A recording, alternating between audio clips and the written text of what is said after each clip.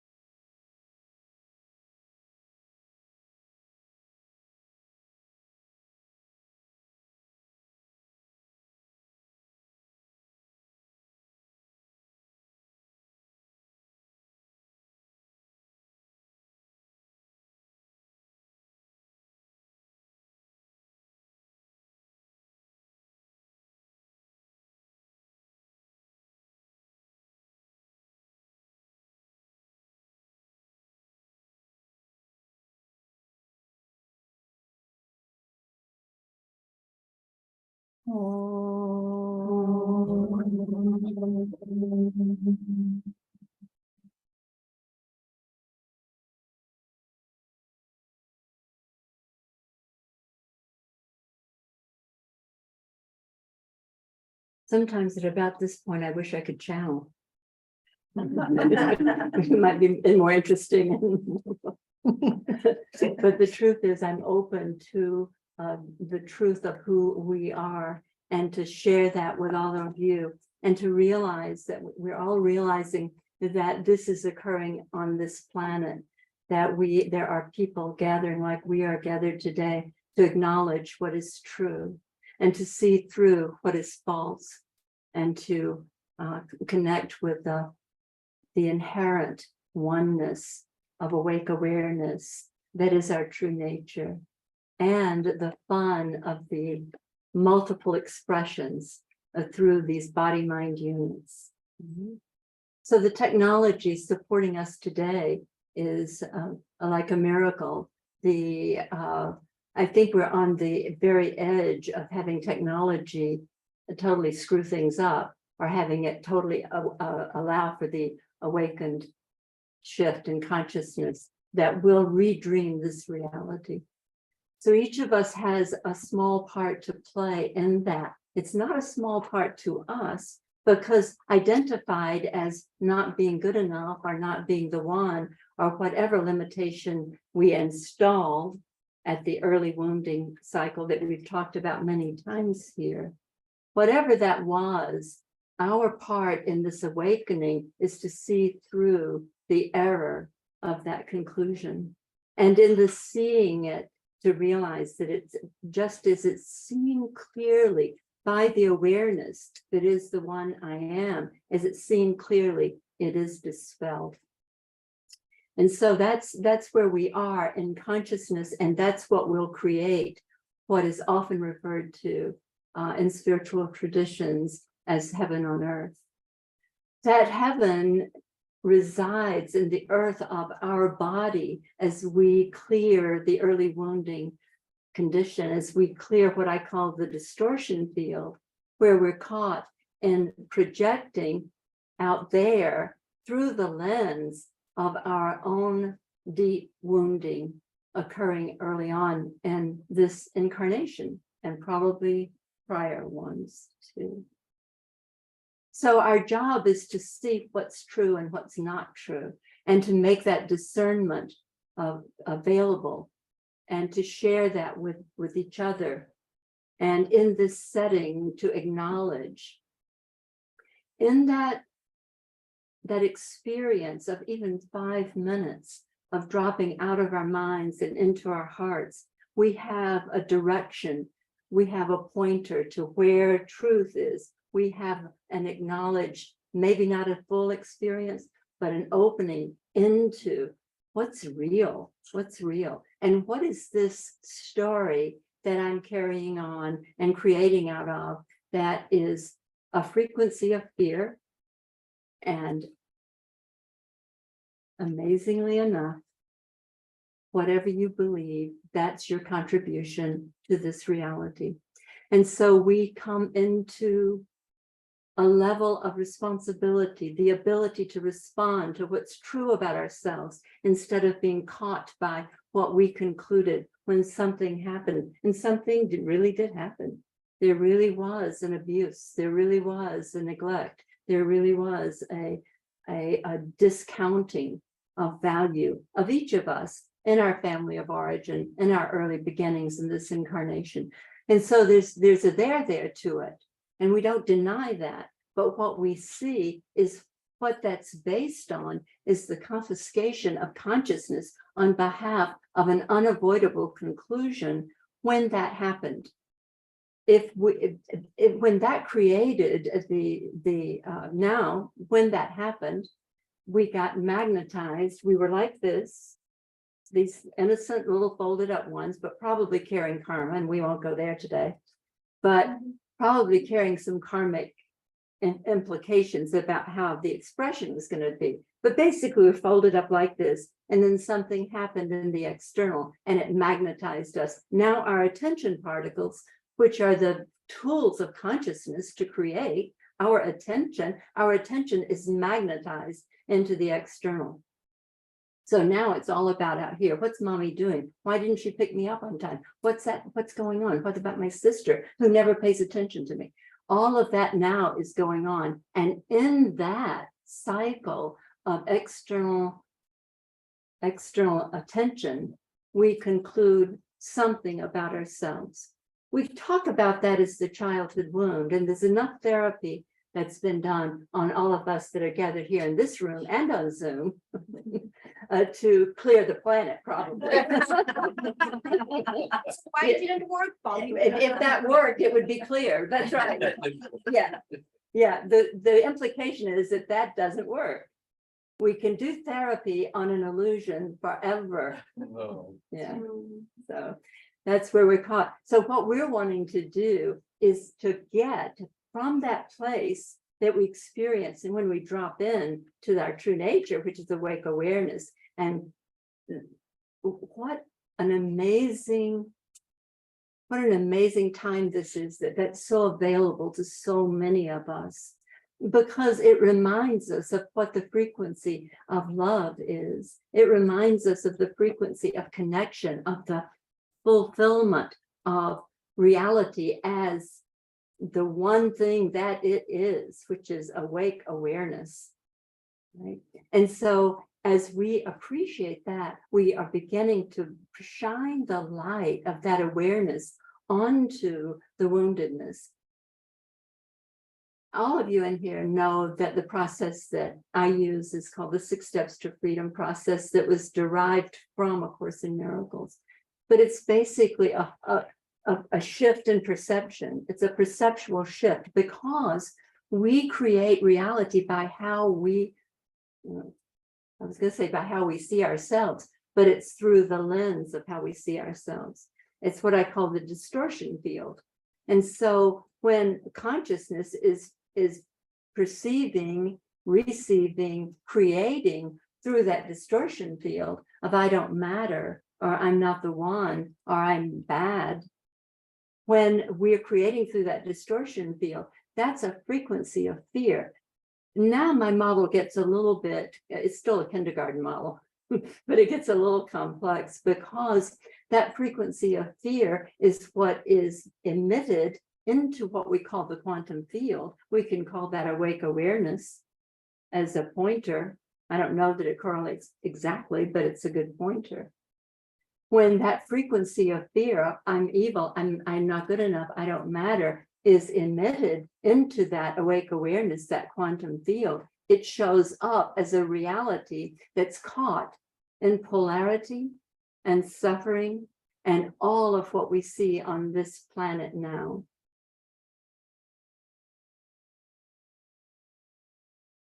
Without being simplistic, I could say that that is the way we create our reality.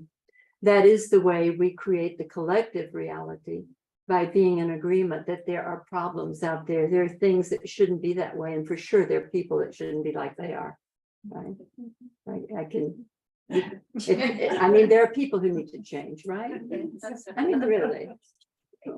But so we have some great ideas for them if they just listen to us. I don't know. Yeah. And so we're here together acknowledging this reality, the nature of this reality, the one I am, the name of God, so literally offered to us in the Old Testament. Right? But we didn't take it for literally. We're like, oh, well, that's who he is. Right? No, it's who I am. It's who you are. And it's in that we acknowledge, we come home. It's like, that is not just the safe place, but that is the source of creation. So your reality is in the I, the identity of you as the beholder of it, because they're not different. Whatever you are caught in the frequency, in the distortion field, in the lens of separation, which is created by self-judgment, that earliest self-judgment, I don't matter, I'm not good enough, They don't love me. When that gets installed, now that's an installation like a program. And so it's now running the show, and it's creating the show. So no matter what you see or what anybody else does, the way it is received by you is through that distortion field. And so it doesn't feel like love, no matter what the protestations of the one who's trying to convince you that they love you or that you're lovable.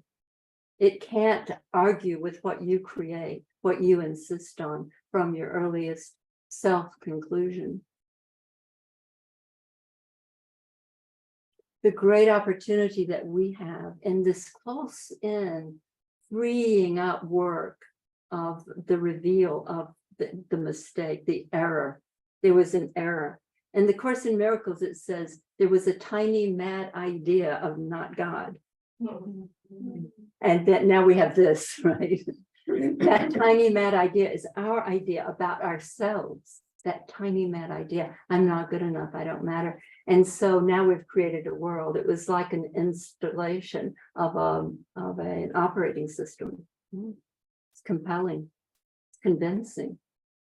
We're pretty sure that they really don't like us, right? And so as we start to use whatever technology you might use, the 6 steps is one that I love because it came to me after I'd been using the Ho'oponopono Hawaiian forgiveness approach for probably a decade. But this is more, it's still the forgiveness, but it starts very specifically with when you're triggered. And so it is already engaged with what was the conclusion, which is the self-judgment. And at the end of it is the awake awareness shining on that error and dispelling it. That's forgiveness. I forgive myself for ever having believed that I was less than the one I am. So we have the privilege and the encouragement that comes from knowing that there are people like us all over this planet. They tune into YouTube, and Rupert Spira or Francis Lucille or whomever of the spiritual teachers are, Adyashanti, showing up to just shine this light, shining this light. And that's what each of us needs to do for ourselves in our own reality. Because the reality, when your self-judgment falls away, you are creating, you are redreaming this reality. The distortion of the field through self-judgment, because it's one of fear, and it's based in polarity, the thinking mind held in good and bad and right and wrong. It's the frequency of that. And the quantum field does not edit your input. It's like, oh no, she didn't mean to be scared about that. Oh no, they didn't mean to be fearful about the money, about the relationship, about that. We won't go there then. No, it's not that. It's like, it's just love. It's just connection. It's just arising.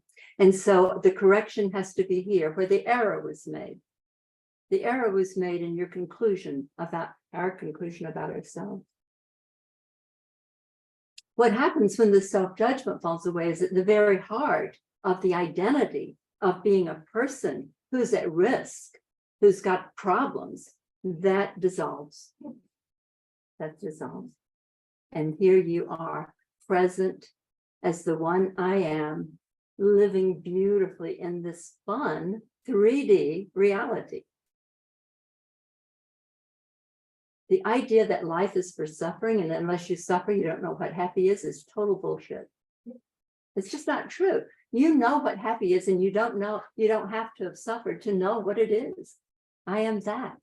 Feel that. There is no polarity in true nature. None. So we have the wonderful privilege and the fun of allowing the fear to fall away, allowing our hearts to open to ourselves first. And in that opening to dispel and dissolve that early conclusion, that self-judgment is the only thing standing between you and who you are, truly. Just that. Unavoidably, that little child, into what did he do? He absorbed, he integrated, he concluded something about himself. And in that, because of the power of who we are as awareness, an entire reality is created. And every one of us can look back through the decades, some of us more decades than others, but we can all look back and see what that has expressed as. How is that in that relationship, in that decade of my life, right?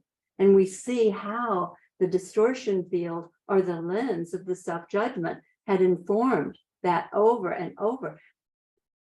You can let it go. This is the altar call. Yeah. The freedom from that one installment, as you know, the reality that we create based on that just points to the power of who we are. Because without that, it would have been a totally different thing. In your experience now, and all of you have this experience on and off, maybe sometimes for a whole cycle of what we call time. But you have the experience of not being identified with that. And you're living from your true nature. It may be just momentary, but it feels like home. It feels familiar. The reason we meditate is to fall out of our minds and into our hearts, because our hearts are home. That's where home is. And I am that. And it's not a journey, it's a turning. We didn't leave ourselves and go out into that projection. We simply turned away from ourselves, and now we come home. And turning back to ourselves, it's like this return to that innocent, beautiful being that is the one I am. And now it has the fun of expressing through human designs, different human designs, right? So that we empower the power of limits. We are specific. We express this way. We have this gift. We have this talent. And so we have on this planet everything that's needed to redream this reality out of fear and back home to what we call love. But that human idea of love is so pathetic compared to the love that we are, that is what's true, is that there should be a different word. That's all I know. But it's language that's caught us up. It's language that's distorted and kept us from our freedom. So thank you all for being here. I would love to talk about any topic that anybody has or respond to any query that we might be able to connect about and bring some light into it. So if you're in the room, you can raise your hand. If you're in the Zoom room, go ahead and hit the reaction button to raise your hand, and I'll see you and I'll spotlight you with Pali. I have a question. Yeah. So when you say, Pali, that we need when you go back to our real nature and before the trauma per se, before the trauma that create that lens to the one you create this reality, this distorted field. The process to go is just be aware that our mind is, I mean, how we can get there is just ignoring our mind or don't pay attention to our mind, how to get to that point. Yeah, anything that you can see, it's not who you are. And that's a kind of caveat that for me gives the point of opening into true nature, is to realize that as awareness, if you can see something, and so you can see the mind, because we've been so run by it, and it's been so elevated as the rational analytic being like the highest possibility. Thinking has been so reified in this reality. I guess it started with Descartes with, I think, therefore I am, when he equated thinking with being, right? Big mistake. But so if you can see it, it's not who you are. I don't know if that doesn't quite answer your question. What was the other part of It's it? like, my question is about how to go back before the being that whole being, that divine creator that was before the trauma. How to go back to that one? Well, that brings in the whole idea. It seems to me that we don't incarnate into this reality unless we're already caught to some degree in a frequency of fear, because we think of the karmic wheel as being life and the other side and then reincarnation, right? But I think it's more integrated than that, actually. And so we come in with carrying some frequency that probably is responsible for that first event, what we would call that incident or event that happens in this incarnation. Yeah.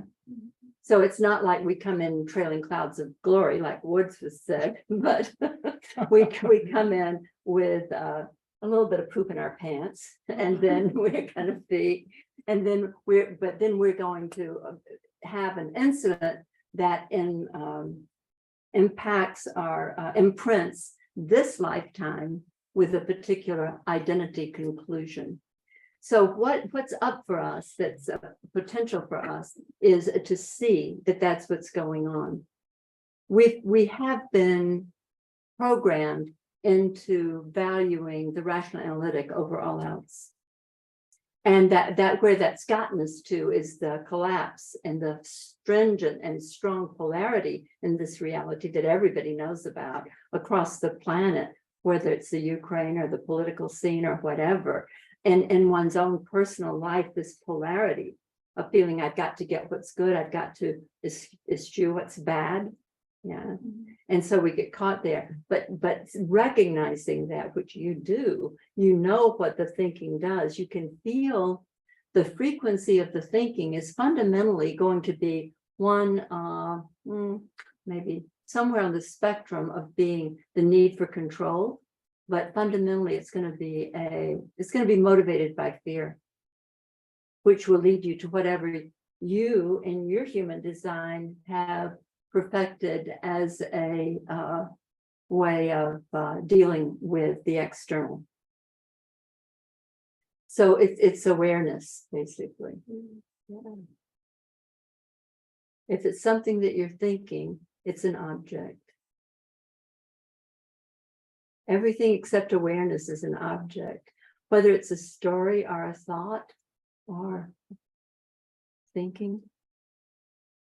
And when we see that the object, see, a beautiful opening for all of us is in the realization that everything comes to pass if we're not resisting it or attaching to it. And everything is moving. Life doesn't have conclusions. It's just it's like an artesian well. It's a rising and over, it's like a tube torus. It's like a rising and overflowing with the energy of what I call the higher octave of love, because if you use that word and everybody thinks they know what it is, it ain't that, right? But it is what we feel. It is what we experience when we come home to our true nature. Thank you, Paul. Thanks, Linda. Linda. Thank you.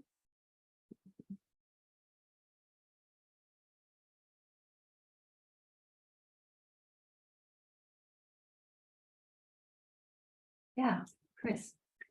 So near-death experiences really change people and seem to break through there. And I had an experience, I'm not sure if it was that or something similar, but during the next 2 weeks, I had this status of clarity, and everything was so simple. Right. Yeah. Yeah. Can you say more about that? Um, What do you think initiated the falling away of the crunchy part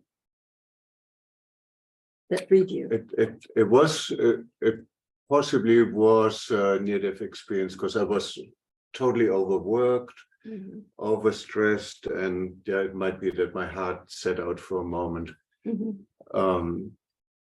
Don't have a real medical analysis or history to that, and just fell into the heart of matter. And the heart of matter was love, nothing else.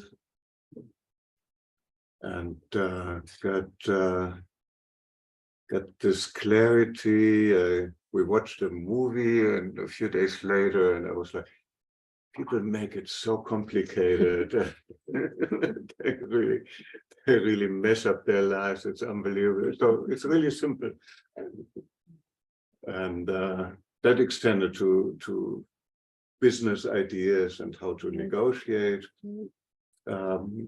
So it wasn't like fleeing away from the world. It was really clear.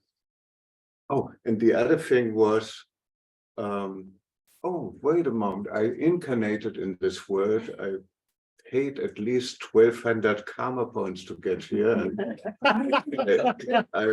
I signed up for this movie. And then people want to step out, and they sit in the movie theater and they watch the movie of their life, and then they turn around and look at the bright light and say, that's the truth. Exactly. Yeah. Yeah, so I use an analogy of the movie theater too, that when we first are incarnated, we're like up against the screen, like an insect up against the windscreen of a car, right? We're like this, up against the screen. And then we start to back off a little bit, and then it's a little bit of perspective. Then we're sitting on the front row. Then we keep moving back, and it's like, oh my God. And then we notice there's an exit sign over in the right-hand corner. I'm getting the hell out of here. I'm not doing this anymore. I'm not doing this anymore. Yeah, but that beautiful awakening within us of the reality that it's just this, and it's just simple. But it's only simple if in that experience, which is what happened for you, that is that the imposition of time fell away, I suspect. Yeah. So when the person, the ego, fear-based person that was created by the early wounding falls away, it's always just this, because your mind is not caught in fear, guilt about the past, or fear about the future. And so the present moment is real. I mean, if we bandy it around as if we know what it is, and there are times when we know what it is, we experience what it is. Sometimes it's in meditation, in that timeless space, or where, like often within this group, if you stay for the longer meditation, it's 45 minutes long, and I close my eyes, and it's like she's oming, right? It's like, really? So it's like the nature of time is totally amorphous, and it simply doesn't apply to true nature. And so the timeless qualities, often they're experienced when we'll have some, like a synchronicity, or a it's like, and sometimes it happens in this room where people pop up and they already know each other, and they are there again. I had a visit from a young man before this group started, who was upstairs working with Robert, and I hadn't seen David for years and years and years. And he came and he just played the piano for a while, then he had to go. I mean, it's like life is arising. It's not marching in some kind of linear sequential way with one thing after another that you have to handle or take care of. Without resistance, without self-judgment, we are connected to what's showing up. And from there, we have access to it. We don't have to, we're not reaching out to either change it or resist it or get it. So nothing, the transactional nature of the fear-based reality simply falls away, because it's all about getting something or avoiding something. And it puts us into opposition to apparent others, and in opposition and resistance to circumstances. And it's and all of those expressions, experiences are based in fear. And it's not who we are. Not who we are. So Polly, I tuned into Awakened Mind, the movie that you suggested last week. And it was really great on how to get beyond the words, beyond the mind, into Right. the heart. And it was followed by a really interesting documentary and I can't remember the title of it, but how people came together in a certain space and they were told to let go of their phones, their computers, their life for a period of weeks. And what they were to do was to sit and eye gaze with one another for like hours at a time, which in their view was the most important thing you could do to clear the mind. And I just thought, God, that's a lot of work. You know, what if we just loved our thoughts, which is what Ram Dass has always said. Just love them whenever they come up. For me, it feels like the easiest thing to do was lock yourself in a room and let go of your phone and your computer. So I'm just kind of wondering what your feelings are on that. Well, we have somebody here who did that for 21 days, Yes, don't we we? do. Yeah, I just had lunch with her. She knows all about it. We all have our way, you know. right, that's right. And what arises for oneself, I think you can trust that. Like that was a part of what Linda knew about and what was a part of her culture and a way of it for her because of all the other work she's done. But the fundamental piece is to come home to yourself in whatever way, to be kind to yourself. You know, when Jesus said, as ye do it unto the least of these, my brethren, you do it unto me. The least of these for every one of us in our woundedness is ourselves. And so we're not until we start to come into that holding, that presence, that beingness of the one I am, without the judgment, without the neglect, without the resistance, and lift that, because what we call the wounded child is just the self-judgment that got installed. So when that gets lifted up, awareness is the one that she or he is waiting for. The awareness that knows true nature. That child is not going to be freed by going to the other end of the stick of, oh yes, you're the most important thing. You're so lovable. You're such a good girl or boy. That's on the polarity. And that is a frequency of fear. Polarity is. And so we come to a place where that whole thing is like, I am here now to that little one, that wounded one that shut itself down and believed that it was only here on behalf of a parent, others, and to try to make mommy feel good or to keep daddy from leaving us or whatever. Right? Whatever got magnetized, those attention particles. And from that place, it's like the only dynamic, the only movement that will clear that up is awake awareness. That's the one that's not being allowed here with that conclusion, that self-judgment. And that's the only one, talk about it that way. Language is so polarizing and limited, but that's the only one that showing up frees up that child. And that is the child who enters the kingdom of heaven. Beautiful. Thanks, Amora.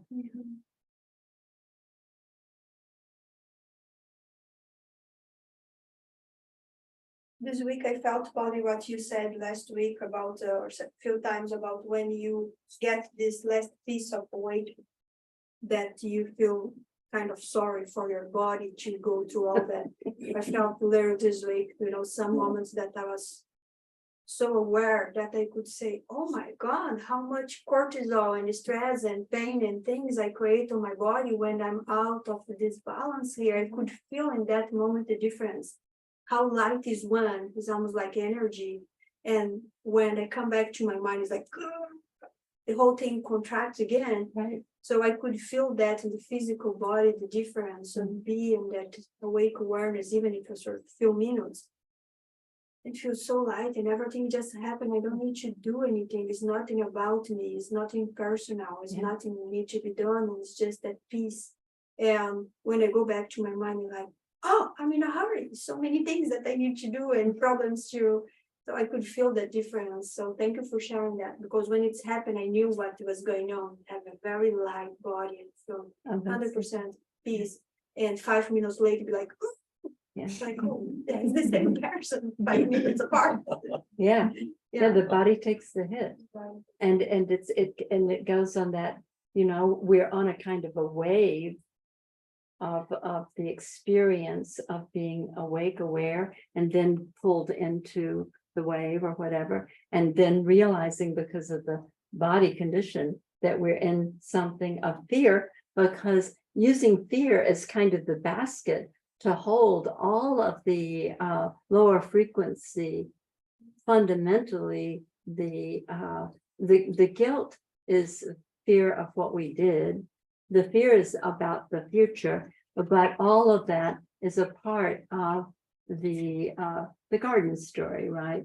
When we decided that the rational analytic was the arbiter and the way to know something, when in fact the only way to know something is to be one with it. That's why it talks about sexual union as knowing, right? But the oneness with ourselves, with our own heart, makes us one with everything. That's why the self-judgment is the obfuscation between us and our reality, between us and apparent others, between us and the fullness of our true nature. It's just that. It's so interesting that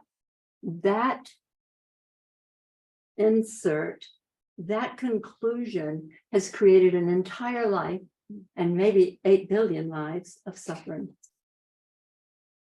So it's like we're so powerful. We're so powerful, but only in love. Well, we're powerful in our fear-based thing too, because look what we create. But who wants it?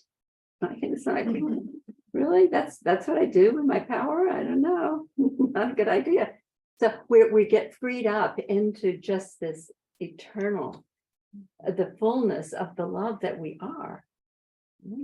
So, and my little caveat, my little go-to awakening bumper sticker is, if you can see it, you're not it. You are the awareness of whatever it is, whether it's your suffering or your money or your friends who are rejecting you, or whatever it is. You are prior to an overarching awareness, and that's just what's moving through. Again, with resistance or attachment, it gets stuck. And so we keep in that stuckness because we don't allow it to move through. We have resistance to it. Then we keep believing that that is the creation of our experience and our lives. And it's compelling because it's been that way for more than 1 decade or 2 or 3. Yeah.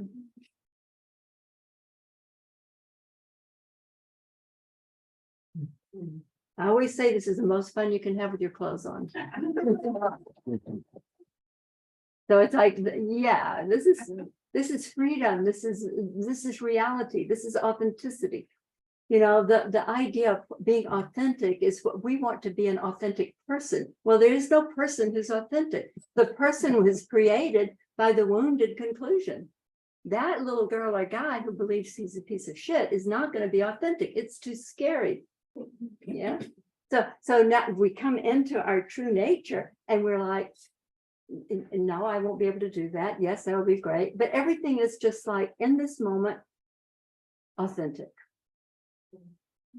And it's not against anybody else or for anybody else. It is the expression of being on your own behalf as your true nature. That's what it is. And it's authentic. And I call it true north. And part of the practice, as you start to move through the dispelling of the wounded identity through forgiveness, part of the practice is to tell yourself the truth about what's on your side and to stop being in reaction response to something out here, believing that it can give you or take away either what you want or what you fear or what you are afraid of losing. So as you are saying what's true for you, things get really clear out here, right? Yeah. People disappear.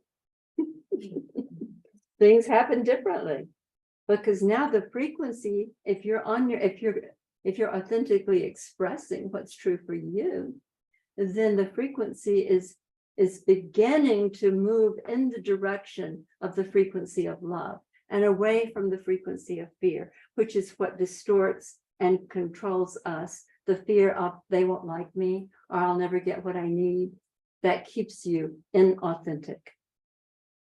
And so as you move into your true nature, the awakened state of who I am, the authenticity comes back with ease and peace. That was your experience, Chris, right?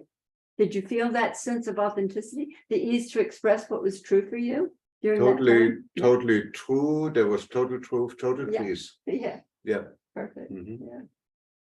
Yeah.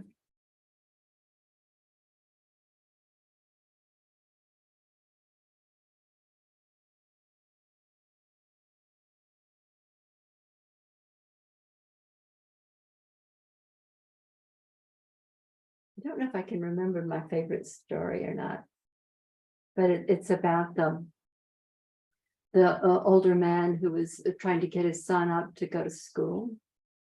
And he's walking down the hall, Jaime, get up. It's time to go to school. You got to get dressed. You got to go to school. And he walks in the bedroom and Jaime's got the covers over his head. And he says, I don't want to go to school. And his father says, Jaime, why don't you want to go to school? All those kids tease me. Well, you've got to go to school. That's what you have to go to school. And he says, I don't want to go to school. I hate school. Give me 3 reasons I should go to school. His father says, one is that it's your duty. The second one is you're 45 years old. The third one is you're the headmaster.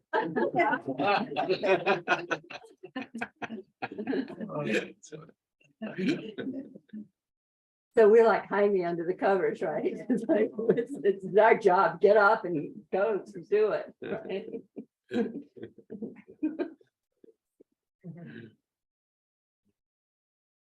Yeah, Sergio.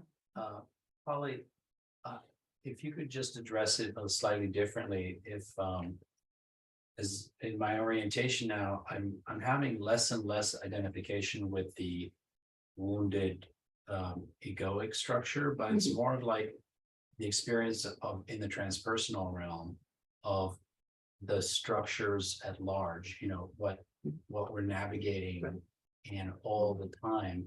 That it's less about me personally, it's about the condition that we all find ourselves in. And it's just a different orientation. So I'm curious to hear, it's like, is there a 6-step process for that? You know what I mean? Yeah, I do know what you mean. It's the collective conditioning and it's pervasive in all of us. And it will show up in the woundedness, but it also does when it triggers you, you know, then you have access to it. And however it's landed in your sense of yourself, right? When you're triggered. So you might be triggered by something on the news or by something that somebody says or an email or whatever. So you can do the 6 steps on it. The other thing is to be aware of the collective conditioning.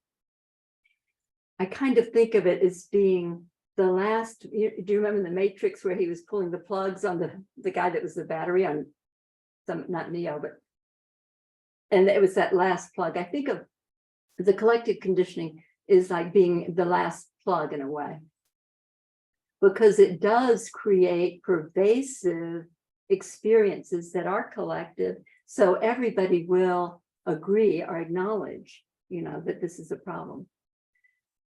In the work that right now, some people in the Sangha are reading and listening to R.J. Spina, who has written a book about consciousness, and I think it's really clean and it's not draped in any kind of religiosity or anything like that. But one of the things he talks about that's also part of what I teach is detachment, and so it's a kind of it's not to well, I should say what it is. What it is the ability to stand back and see it. It's kind of like what I was talking about when you're in the movie theater and you've been on the stage with the screen, right? But now you're on the first row, or you're back a little farther and you can see it for what's happening. One of the analogies I use for that is that when you're driving down the street and you come upon a wreck, You don't throw yourself into the wreckage and lacerate yourself on the metal or the broken glass. You call 911, right? There's a kind of intelligent detachment. So when something's happening in your arena, which means within your reality, close in your, even as far as your community, maybe, it's to feel what it is that is my contribution. What can I do? What am I called on how am I called on to interact with that? But be aware that there's a lot of collective conditioning. There's a lot of collective conditioning. The greatest contribution that any of us makes is our own awakening, because that's what the morphogenetic field of consciousness may need just your awakening to take it over, right? And then we'll all start washing our yams. No, that was 100 lucky story. Excuse me. But the whole thing is that what you do here with yourself in regard to reality is potent and powerful. It's the most important thing. In the vicinity of you, in your world, in your community, in your relationships, it's seeing where, I always say, to see where you're spiritually funded. And don't work effort to go beyond it, thinking that you need to make a difference out there. Every difference that you can make will begin here, and it will grow from here, and it will influence there. Yeah. Did I get it? Yeah. A little thank bit. you. Yeah. We have a few more minutes. Anyone has a question on Zoom or thought, or anyone in the room? Somebody's typing something. It's the transcript.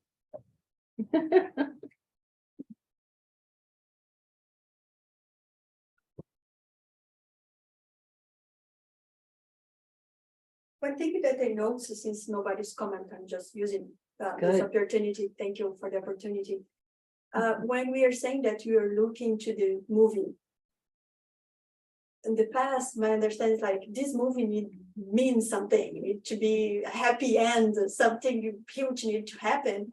And it's not about that at all. It's not, I mean, that is a hard thing because like, okay, how I can make my movie better, Right. and, trying to have those super productions and like, Right. that's not about that. Just look like that's life happening through this body mind unit, but doesn't mean anything about me. And I don't need to, I mean, what's the end of the movie? Who cares? Right.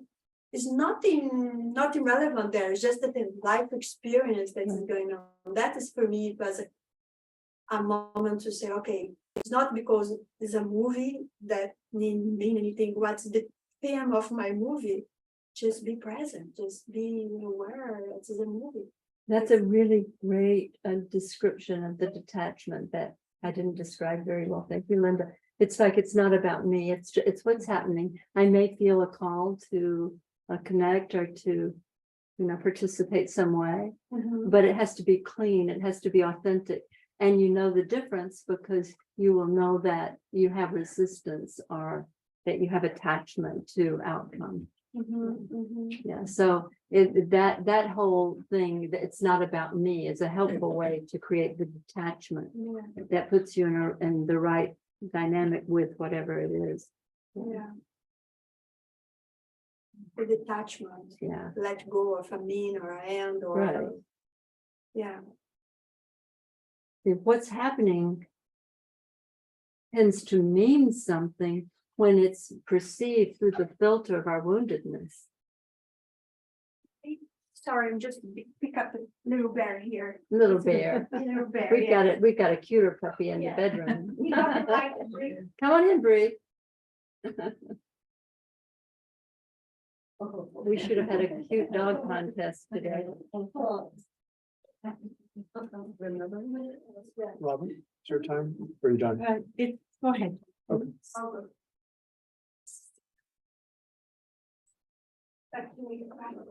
Go ahead, G. Okay, as some of you know that Deborah and I are thinking about moving to Maui or spending another 6 months here. And I have all these attachments, you know, to the Bay Area, including my 3 siblings who live I'm pretty close to.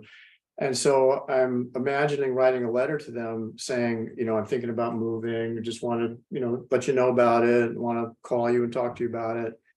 And I felt this amazing resistance to sending that letter. It was like, oh my God, they're going to hate me. They're really, you know, because we're pretty close, we live close enough, and I'm abandoning the family or whatever the hell I'd be doing. And then it was just so interesting to sit with, like, why am I afraid of writing a letter to my siblings, telling them who I am and what I want to do? Could have been original family trauma. So, so I was thinking about that, you know, and I was thinking one thing is, I think most of us have this experience that when we try to talk to our family members, it's like talking in a different language. It's like, I have never had a truly authentic conversation with my siblings because I always feel like they have no idea what I'm talking about. And I thought, like, what a concept. Maybe I should just tell them why I want to move here and just say it and let them understand whatever it is they want to understand about that. So that was kind of liberating, just to go, no, fuck it. Why don't I just tell them who I am instead of hiding all the time? And then the other thing was, you know, going, like, I didn't quite do the 6 steps. I think I was on step 14. But realizing that there's a real injunction in my family system about actually describing how much love there is for each other. And I felt like what I would do if I actually describe my relationship with them in a meaningful way, I would have to reveal to them how much I love them. And I think that's the scariest thing of all. Maybe, yeah. And also, so I think that when I think of like what Linda, your questions about, like, prior to trauma, like, who are we? I feel like I'm this fountain, this like artesian well of love and consciousness and creativity. And I need to get out of my own way, at least with my siblings, and say, this is it. This is what I came here to do. And I love you. And I'm probably going to be in Hawaii for a long time. And just to finish, I mean, I could take another hour, but I won't. Why do I believe that me being in Hawaii is going to damage our relationship at all? That's just one more belief. Right. And if I can nurture this relationship from a distance and be more authentic, it might actually improve our relationship. So there's a whole series of like bang, bang, bang thoughts and concepts that I'm just like, I really don't know, but I do know that I want to have a serious conversation with each one of them. And I'll probably be able to make a report on that at a later date. And we look forward to that. Thank you. Yes. Thank- Yeah. Did you want to respond? Do you want to? Well, I just want to thank everybody for being here and being open. And I mean, we are, you know, we could say we're at the bleeding edge of of consciousness, but the truth is that our heart beats there, and that's what we're longing for. And the way that we reflect this back to each other and all of you there too is it's a huge piece. It's a huge piece. It serves every one of us in this movement it's a movement to come home. It's awake awareness. It is the one I am. Thank you all so much. Thank you, Polly. Thank you, Paula. Please, we're going to go into meditation in a minute now, so you're welcome to stay or go. Please consider making a donation to Polly to support her in her The basket is right there for donations. basket is here, and PayPal and Venmo is also available. Okay, thank you all.